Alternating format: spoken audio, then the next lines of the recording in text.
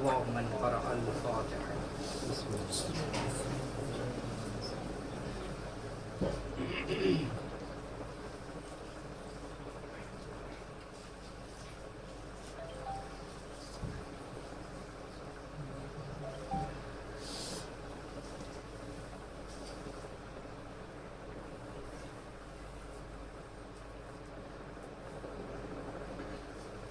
أعوذ بالله من الشيطان الرجيم. بسم الله الرحمن الرحيم. الحمد لله الذي لا يبلغ مدحته القائلون ولا يحصي نعماءه العادون ولا يؤدي حقه المجتهدون الذي لا يدركه بعد الهمم ولا يناله غوص الفطن الذي ليس لصفته حد محدود ولا نعت موجود ولا وقت معدود ولا أجل ممدود وترى الخلائق بقدرتي ونشر الرياح برحمتي ووتد بالصخور ميادان أرضي. أول الدين معرفة وكمال معرفته توحيد وكمال توحيده الإخلاص له وكمال الإخلاص له نفي الصفات عنه لشهادة كل صفة أنها غير الموصوف وشهادة كل موصوف أنه غير الصفة. ثم بعث الله سبحانه محمدا صلى الله عليه وآله وسلم. اللهم صل على محمد وآل محمد. لإنجاز عدتي وتمام نبوتي مأخوذا على النبيين ميثاق مشهورة سمات كريما ميلاد ولا يقاس بآل محمد عليهم السلام. من هذه الأمة أحد هم أساس الدين وعماد اليقين. أما بعد فقد قال إمامنا الباقر عليهم الصلاة والسلام ما نودي لشيء كما نودي للولاية. صلوات محمد وعلى محمد. عزیزان محترم، یہ ایک عظیم سعادت ہے کہ ہم سب اس فرش عزا پر بیٹھے ہیں اور ان مجلسوں میں شرکت کر رہے ہیں.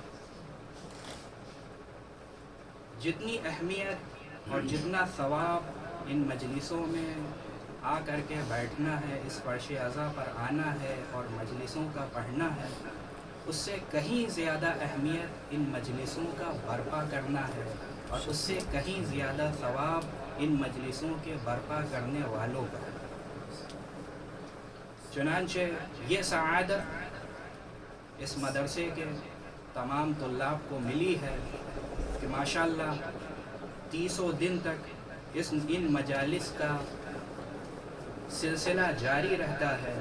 پروردگار عالم ان کی اس عبادت کو قبول فرمائے.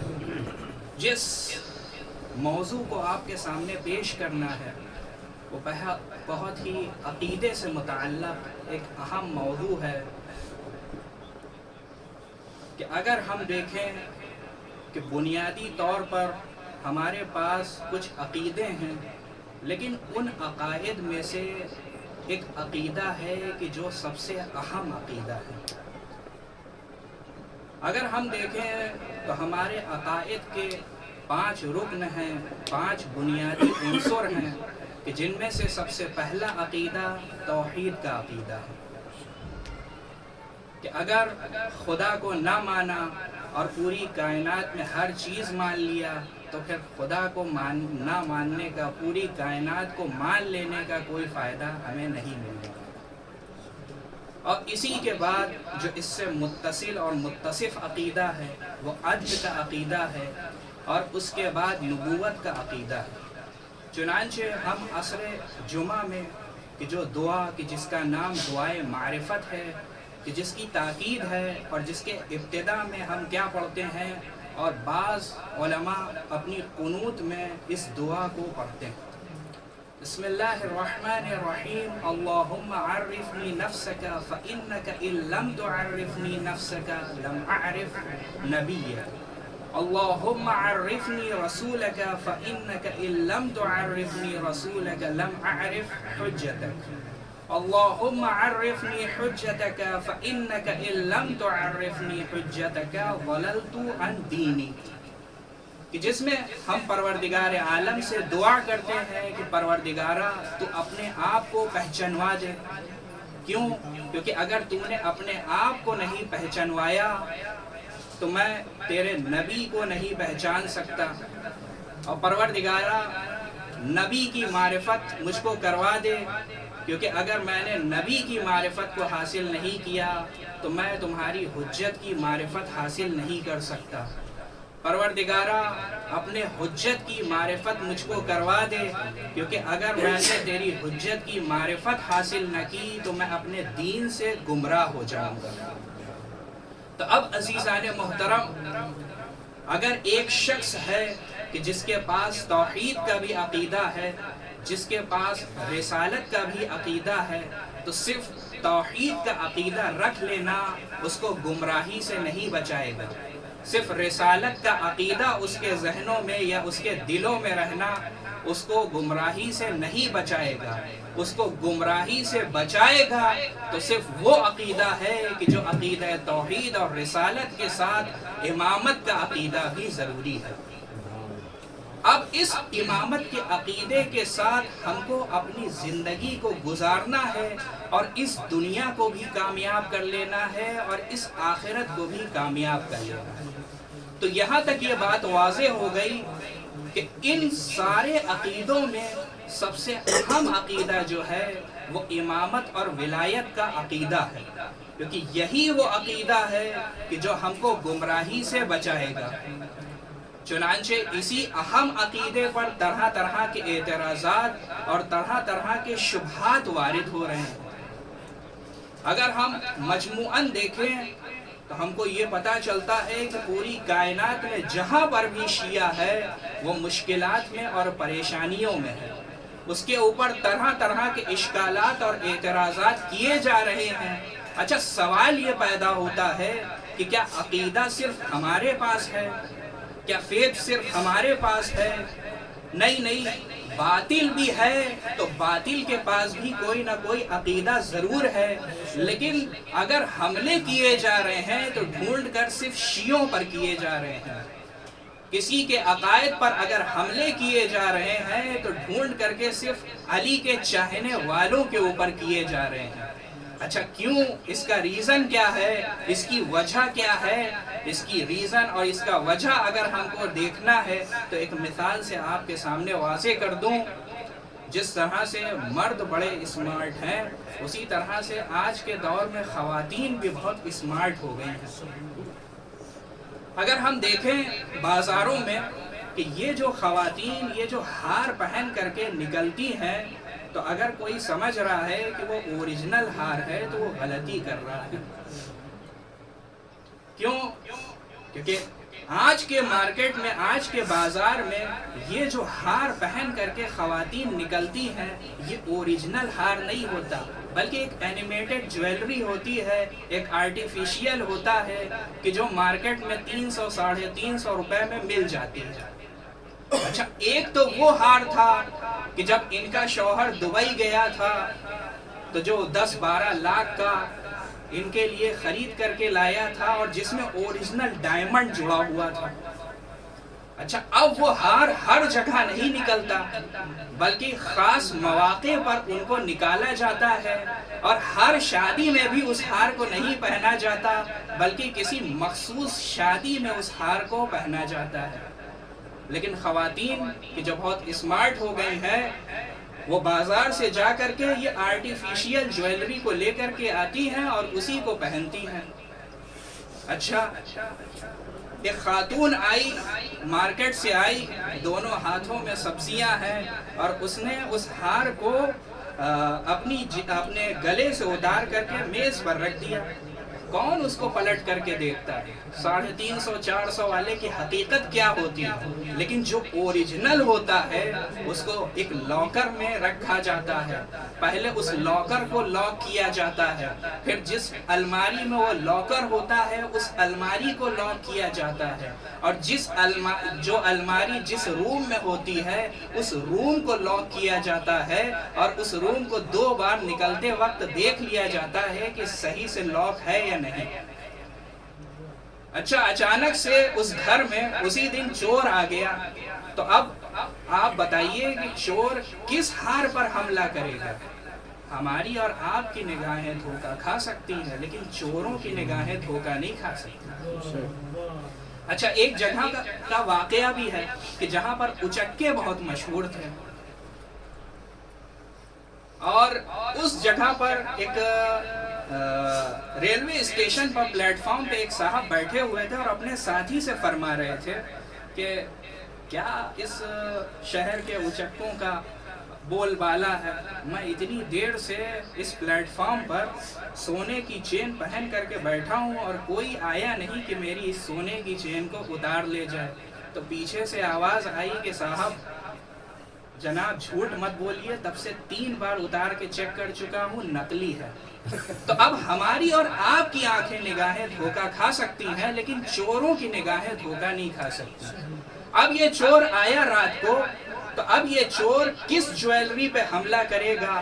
وہ سب سے پہلے دروازہ توڑے گا، الماری کا تالا توڑے گا، لاکر کو توڑے گا، کیونکہ جب چور حملہ کرتا ہے تو اوریجنل پر حملہ کرتا ہے۔ تو عزیزان محترم، اب یہاں سے مجھ کو نتیجہ مل گیا یہ شیعوں پر کیوں حملے ہو رہے ہیں، شیعوں کے عقائد پر کیوں حملے ہو رہے ہیں، ڈھونڈ کر کے اہل بیت کے چاہنے والوں کو کیوں پکڑا جاتا ہے، کیونکہ عزیزان محترم جس کے پاس اوریجنل ہوتا ہے اسی کے اوپر حملے ہوتے ہیں۔ ایک مرتبہ صلوات بھیج دیے محمد والے محمد پر۔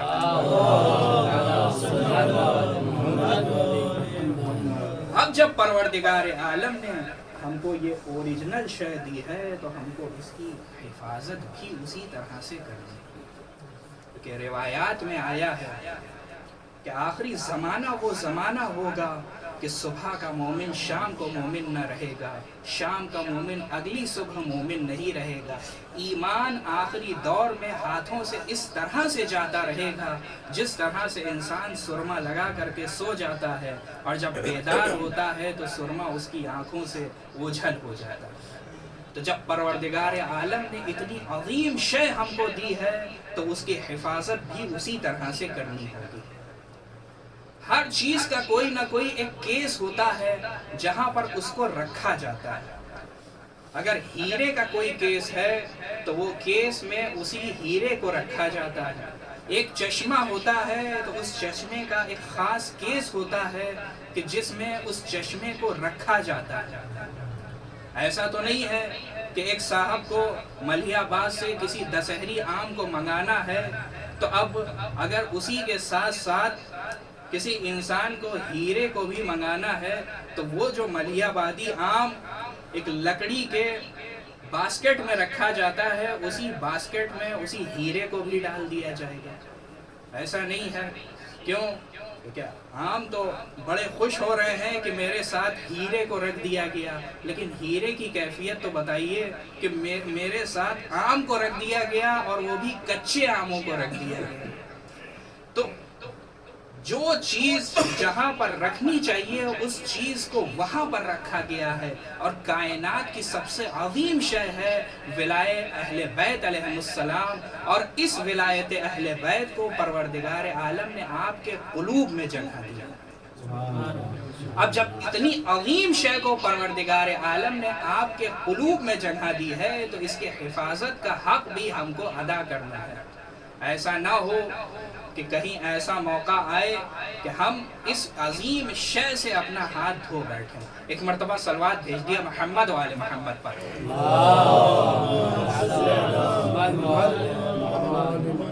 یہ وہی عظیم شے ہے، یہ وہی ولایت ہے اور یہی محبت ہے کہ جس کو حاصل کرنے کے لیے دور دراز کا سفر کر کے لوگ اس عراق کی سرزمین پر آتے ہیں۔ نجف کی سرزمین پر آتے ہیں، کربلا کی سرزمین پر آتے ہیں، یہ اہل بیت سے ہماری محبت ہے کہ ہم کبھی سامرہ آتے ہیں، کبھی کاظمین آتے ہیں۔ چنانچہ ہر سال 40 کا جو اتنا بڑا اور عظیم مجمع ہے وہ کس لیے جمع ہوتا ہے؟ وہ اہل بیت کی محبت کے لیے جمع ہوتا ہے۔ یہ اہل بیت ایک عظیم شخصیت ہے، یہ ولایت کہ جو ہمارے قلوب میں ڈال دی گئی ہے۔ اگر یہ ہوتا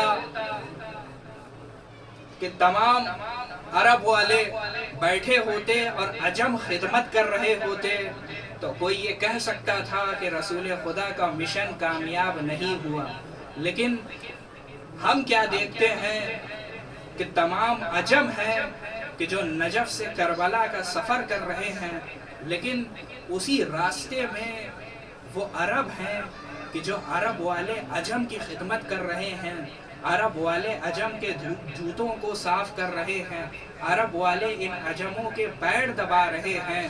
تو رسالت مآب جس مشن کو لے کر کے آئے تھے، امام حسین علیہ السلام کے 40 نے اس مشن کو کامیاب بنا دیا۔ رسالت مآب کس مشن کو لے کر کے آئے تھے؟ عرب اور عجم کے فرق کو ختم کرنے کے لیے آئے تھے، اسی مشن کو اس امام حسین علیہ السلام کے 40 نے کتنے پائے تکمیل تک پہنچا دیا۔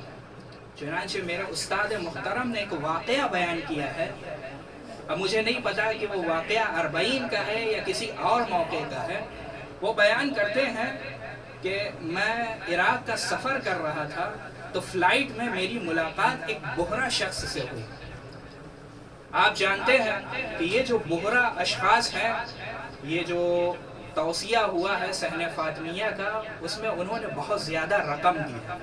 تو یہ شخص وہ شخص تھا کہ جب توصیہ ہو رہا تھا صحن فاطمیہ کا تو یہ کم از کم 8-10 سال عراق میں تھا۔ تو اس نے تو میرے استاد محترم نے اس سے سوال کیا کہ کیا تم نے 40 کا سفر کیا ہے نجف سے کربلا؟ تو جیسے ہی انہوں نے اس سے سوال کیا تو وہ شخص تھوڑا رکا اور رونے لگا۔ اچھا، استاد محترم نے ان سے معذرت کی کہ ہو سکتا ہے میرے سوال سے آپ کے دل کو کوئی دکھ پہنچا ہو تو میں معذرت کرتا ہوں۔ وہ شخص کہتا ہے کہ نہیں، مجھے ایک واقعہ یاد آ گیا 40 کا، اس واقعے کو یاد کر کے میں رو رہا ہوں۔ اچھا، استاد محترم نے ان سے پوچھا کہ کیا واقعہ تمہارے سامنے رونما ہوا؟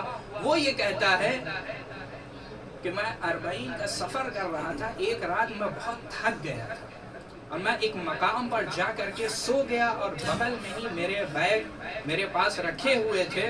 اسی اثنا میں کہ میں بہت شدید نیند میں تھا، میری آنکھ کھلی تو میں کیا دیکھتا ہوں کہ کچھ دو ہاتھ میرے پیروں کی طرف آ رہے ہیں، اور میں یہ سوچا کہ کوئی چور ہے، لہٰذا میں نے سب سے پہلے اپنے بیگ کو اپنے ہاتھوں سے دبا لیا۔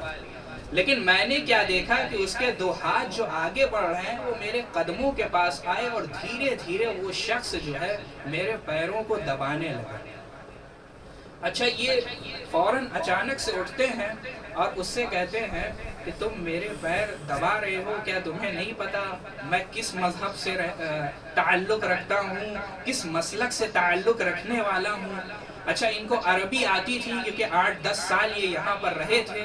انہوں نے اس سے سوال کیا تو وہ جواب دیتا ہے، آپ کسی مذہب کے ماننے والے ہوں، کسی بھی مسلک کے پیروکار ہوں، آپ میرے حسین کے زائر ہیں، لہذا آپ کی خدمت کرنا میرے اوپر ضروری اور واجب ہے۔ تو یہ عرب ہیں کہ جو عجم کی خدمت کر رہے ہیں، تو اس سے ہم کو پتہ چلتا ہے کہ رسالت مآب رسول خدا صلی اللہ علیہ وآلہ وسلم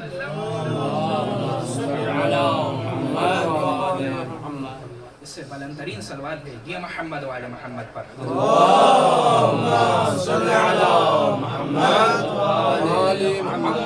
اس سے پتہ یہ چلتا ہے کہ رسول خدا جس مشن کو لے کر کے آئے تھے، 40 نے اس مشن کو کامیاب بنا دیا۔ چنانچہ یہ ولائے اہل بیت علیہم السلام ہے کہ جس کو اگر ہم اپنے قلوب میں جگہ دیں گے تو پروردگار عالم ہم کو دنیا میں بھی کامیابی عنایت فرمائے گا، آخرت میں بھی کامیاب فرمائے گا۔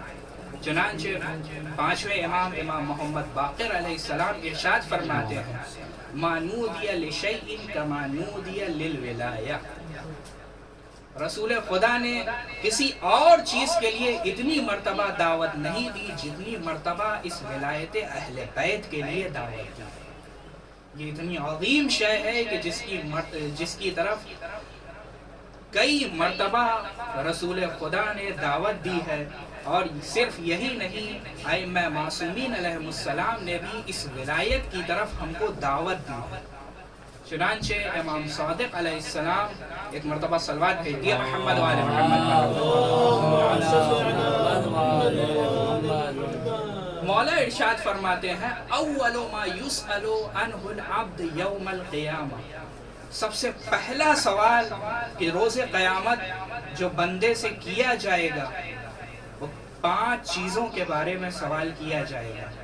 عن الصلاة المفترضہ، عن الصیام المفروضہ، عن الحج المفروض، وعن الزکاة المفترضہ، وعن ولایتنا اہل البیت۔ 5 چیزوں کے بارے میں سوال ہوگا۔ پہلا سوال نماز کے بارے میں ہوگا جو ہمارے اوپر فرض کر دی گئی ہے۔ دوسرا سوال روزوں کے بارے میں ہوگا جو ہم پر فرض کر دیے گئے۔ تیسرا سوال حج کے بارے میں ہوگا جو ہمارے اوپر فرض کر دیا گیا ہے۔ چوتھا سوال اس زکوٰۃ کے بارے میں ہو گیا جو ہمارے اوپر فرض کر دی گئی ہے۔ اور 5واں سوال سب سے عظیم سوال ہے کہ جو ہم سے کیا جائے گا اس ولایت کے بارے میں کہ جو ہمارے اوپر فرض کر دی گئی ہے۔ امام ارشاد فرماتے ہیں فمن اقر بولایتنا قبلت عنہ صومہ وصلاتہ وحجہ وزکاتہ، جس نے ہماری ولایت کا اقرار کیا اس کی نماز بھی قبول ہے، اس کے روزے بھی قبول ہیں، اس کے حج بھی قبول ہے، اس کی زکوٰۃ بھی قبول ہے۔ ومن لم یقر، اور جس نے ہماری ولایت کا اقرار نہیں کیا، لن یقبل اللہ شیئا، پروردگارہ اس سے کسی بھی چیز کو، کسی بھی عمل کو قبول نہیں کرے گا۔ مولا نے یہ ارشاد نہیں فرمایا کہ صرف اس کی نماز قبول نہیں ہے، مولا نے یہ ارشاد نہیں فرمایا کہ صرف اس کے روزے قبول نہیں ہے، مولا نے یہ ارشاد نہیں فرمایا کہ اس کی صرف زکوٰۃ قبول نہیں ہے، بلکہ اس کے تمام اعمال کو رد کر دیا جائے گا۔ تو اب یہ سوال ہی بیجا ہو جاتا ہے کہ وہ بہت زیادہ حج کرتے تھے، بہت زیادہ زکوٰۃ دیتے تھے، بہت زیادہ یتیموں کی سرپرستی کرتے تھے، انہوں نے بیواؤں کے لیے بہت زیادہ گھر بنوا دیے تھے۔ کیونکہ عزیزان محترم، اگر تمہیں اپنے اعمال کو قبول کروانا ہے تو اہل بیت علیہ السلام کی ولایت کو اپنے قلب میں جگہ دینی ہوگی۔ ایک مرتبہ صلوات بھیج دیا محمد و آل محمد پر۔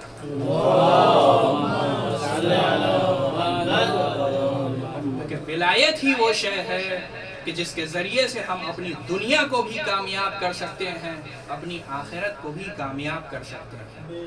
اسی اہل بیت علیہ السلام کی محبت کی وجہ سے ہمارے علماء کرام نے اپنے آپ کو بلند ترین درجے اور مراتب پر پہنچایا ہے۔ کہ جن علماء میں سے ایک مستند عالم دین ہے، مستند میں اس لیے کہہ رہا ہوں کیونکہ تمام علماء ہمارے نزدیک مستند ہیں، لیکن یہ عالم دین کہ جن کا نام حسین ہے اور رہنے والے اردبیل کے ہیں، لیکن اپنے امام وقت نے ان کو لقب دیا ہے مقدس،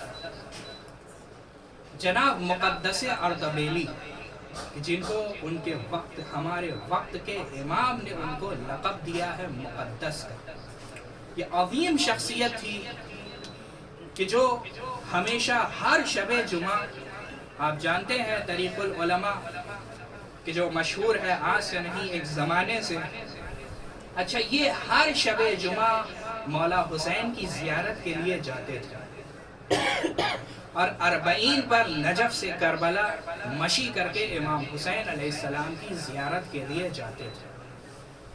اچھا ایک سال انہوں نے اپنے 20-22 شاگردوں کو اکٹھا کیا اور امام حسین علیہ السلام کی 40 کے لیے سفر کیا۔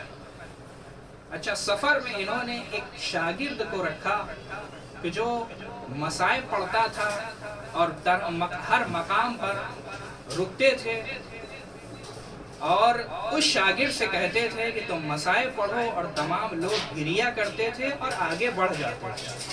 अच्छा, जब मुक़द्दस अर्दबिली इस छोटे काफिले के साथ इमाम हुसैन अलैहिस्सलाम के हरम पहुंचे तो शब अरबईन हो चुकी थी।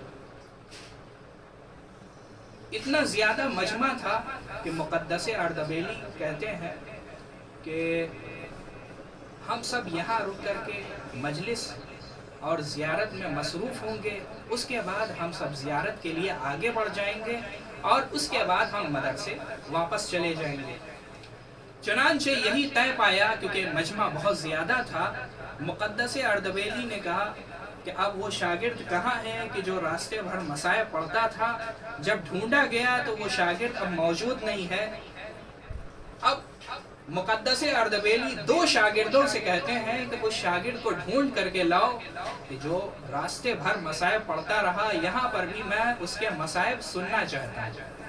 अच्छा, वो दो शागिर्द गए और ढूंढते हुए वापस आए और कहते हैं अपने उस्ताद से, मुक़द्दस अर्दबिली से, कि वो शागिर्द मिल नहीं रहे। तो मुक़द्दस अर्दबिली कहते हैं कोई बात नहीं, हम ज़ियारत पढ़ते हैं, हो सकता हो कि वो ढूंढते हुए हमको यहाँ तक आ जाए। अच्छा, मुक़द्दस अर्दबिली के नाम पर और इराक़ी वहाँ पर आ करके इकट्ठा हो गए थे और मुक़द्दस अर्दबिली ने जैसे ही ज़ियारत पढ़ना शुरू करना चाहते हैं, वैसे ही क्या देखते हैं कि एक हसीन जवान अरबी लिबास में आता है और इनको इनके नाम से मुखातब करता है और वो आ करके कहता है कि हुसैन क्या करने जा रहे हैं। अच्छा, जनाब मुक़द्दस अर्दबिली को तो पता नहीं था कि ये जवान शख्सियत कौन है, वरना इस तरह से कलाम न करते। वो इनसे आकर के सवाल करता है। मुक़द्दस अर्दबिली कहते हैं कि हम ज़ियारत पढ़ने जा रहे हैं। तो वो जवान शख्सियत इनसे इजाज़त लेकर के वहीं पर खड़ा हो जाता है और मुक़द्दस अर्दबिली ज़ियारत पढ़ना शुरू करते हैं। और जब जनाब मुक़द्दस अर्दबिली ज़ियारत पढ़ना शुरू करते हैं तो वो जवान शिद्दत के साथ गिरिया करते हैं। ज़ियारत तमाम होती है, वो जवान शिद्दत के साथ गिरिया कर रहा था। मुक़द्दस अर्दबिली अपने शागिर्दों की तरफ देखते हैं, परेशान हो जाते हैं। कहते हैं कि वो शागिर्द कहाँ है कि जो मसाइब पढ़ता था। चुनांचे नजफ से करबला उसकी आवाज़ सुनते रहे, लेकिन करबला में हो सकता था कि ये महरूम हो जाए मसाइब से। एक मर्तबा वो जवान जनाब मुक़द्दस अर्दबिली की तरफ रुख हो करके कहता है कि क्या आप इजाज़त देते हैं कि मैं मसाइब पढ़ दूँ। जनाब मुक़द्दस अर्दबिली कहते हैं कि ठीक है, आप बिस्मिल्लाह कीजिए। वो जवान शख्स एक मर्तबा एक जुमला कहते हैं, मसाइब शुरू करते हैं और सबकी आँखों से ओझल हो जाते हैं। मौला ने सिर्फ एक जुमला बयान फरमाया है। मौला इरशाद फरमाते हैं, ऐ हुसैन, हम वो वाक़या अभी तक भूल नहीं पाए हैं कि जब आप दरे खैमा पर आ करके सलाम करते हैं, या ज़ैनब या उम्मा कुलथूम अलैकुन्न मिन्नी अस्सलाम, ऐ ज़ैनब उम्मे कुलथूम, तुम्हारे ऊपर इस गरीब हुसैन का सलाम हो। मैं हाथ जोड़ करके मौला से कहूँगा, मौला 1400 साल हो गए, लेकिन मौला आप आज भी इस वाक़े को याद करके गिरिया करते हैं। न जाने जनाबे ज़ैनब उम्मे कुलसूम का हाल क्या हुआ होगा। अल्लाह अल्लाह, जनाबे ज़ैनब ने 3 मर्तबा इमाम से रुखसत लिया है। एक मर्तबा वो कि जब इमाम हुसैन अलैहिस्सलाम दरे खैमा पर आए, एक मर्तबा जनाबे ज़ैनब से मुलाकात की, अब रुखसत के लिए आए हैं। जनाबे ज़ैनब के आंसू नहीं थम रहे हैं। भैया सब तो छोड़ करके चले गए, क्या अब तुम मुझे भी छोड़ करके चले जाओगे। یہ پہلی خدا حافظی تھی کہ امام نے جناب زینب سے کی تھی. ایک مرتبہ دوسری رخصت ہے کہ ایک مرتبہ در خیمہ سے باہر آئے. اب دائیں جانب دیکھتے ہیں, بائیں جانب دیکھتے ہیں, امام کو کوئی سوار کرنے والا نہ تھا. اس زینب نے امام کو سوار کیا. یہ دوسرا وقت ہے کہ جناب زینب نے امام کو خدا حافظی کی ہے. اللہ اللہ, ایک وقت وہ بھی آیا کہ امام حسین نرغے آدھا میں گھرے ہوئے ہیں, زمین پر تشریف لا چکے ہیں. ارے جو قریب ہیں وہ تلوار چلا رہے ہیں, جو تھوڑی دور پر تھے وہ نیزے چبھا رہے ہیں. کچھ بلندی پہ کھڑے ہوئے شقی و ملعون ہیں جو تیر چلا رہے ہیں.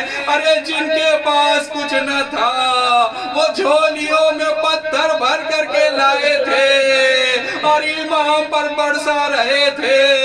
جناب زینب بلندی پہ کھڑی ہو کر کے یہ منظر دیکھ رہی تھی. اما فیکم مسلم, کیا تم میں کوئی مسلمان نہیں بچا ہے؟ ارے میرے بھیا کے اوپر طرح طرح کے مظالم ڈھائے جا رہے ہیں. یہ وہ تیسرا موقع تھا کہ امام نے اپنی بہن کو رخصت کیا. ارے وہ وقت بھی آیا کہ شبر آگے بڑھا, امام کا سر تن سے جدا کر دیا. امام کا سر نو کے نیزہ پر ہے. چوتھے امام نے کیا دیکھا, ایک مرتبہ بابا کا رخ کیا اور زیارت پڑھی. السلام علیک یا ابا عبداللہ, السلام علیک یا ابن رسول اللہ. راجعون.